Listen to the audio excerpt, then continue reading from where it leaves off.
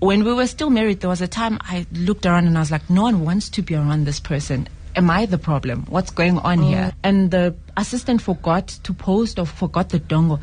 The way he screamed and shouted at that assistant until the assistant was weeping. I think for me that I always look back on that day because it took a long time ba aqale unshouta mna or ukunthuka nokuthetha kakubi ngam.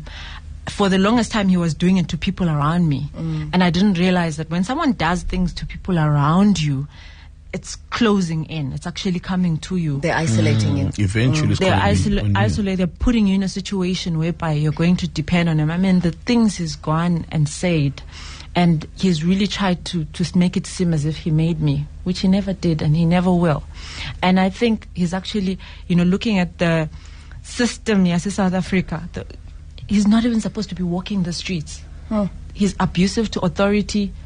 He's abusive real online. Authority. He's urged so much that if it were a different country, he would be locked up. The final day was I still remember 20 December 2021. I had a sold-out show at Joburg Theatre, Lesedi FM, and I was driving home with my then husband, and some police, and the police were just doing their routine check, asking for a driver's license, and it went from being that to a full blown out argument where he's shouting at the police, he's screaming at the police.